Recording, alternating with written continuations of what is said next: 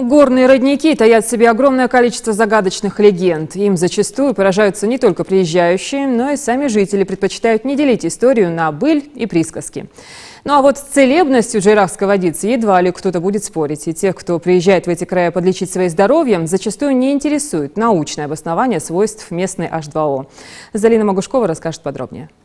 Набираем эту воду, мы часто приезжаем к папу на галашку.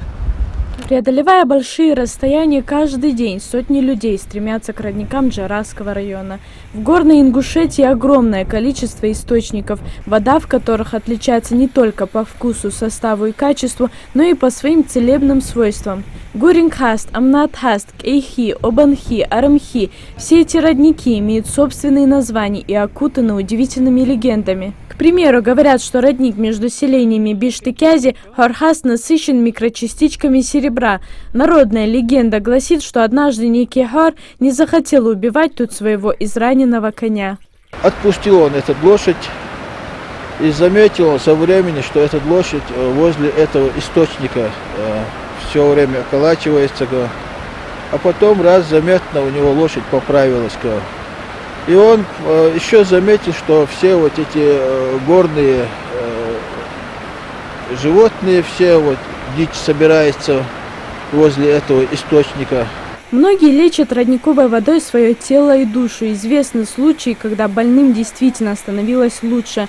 Но разные научные исследователи по-разному трактуют причины такого выздоровления. Ассистент кафедры химии в ИНГУ Аза Шадиева как раз работает над диссертацией на тему «Санитарно-химический анализ родниковых вод Ингушетии». Своими наблюдениями о целебности родников делиться пока не спешит, но уверенно может сказать об их качестве. По содержанию тяжелых металлов, которые относятся к токсичным металлам, родниковые воды горной части, они отличаются чистотой по отношению к родникам равнинной части. Мне кажется, больше это фактор из-за того, что родники равнинной части, они находятся в основном в населенных пунктах. Вот. Из-за этого они в большей степени загрязнены. Родниковые источники – естественные выходы подземных вод на поверхность, которые не нуждаются в очистке. Добираясь из недр до поверхности, проходя через песок и гравий, она подвергается естественной, практически идеальной очистке. Кстати, родники важны не только своими минеральными целебными свойствами, но и выполняют культурно-историческую роль. В древности у ингушей поход к роднику имел огромное значение. Именно в таких местах джигиты высматривали своих горянок и по кувшину могли определить, замужем ли девушка или нет. Ну а современный кувшин выглядит немного иначе, да и поход к роднику утратил свою романтичность.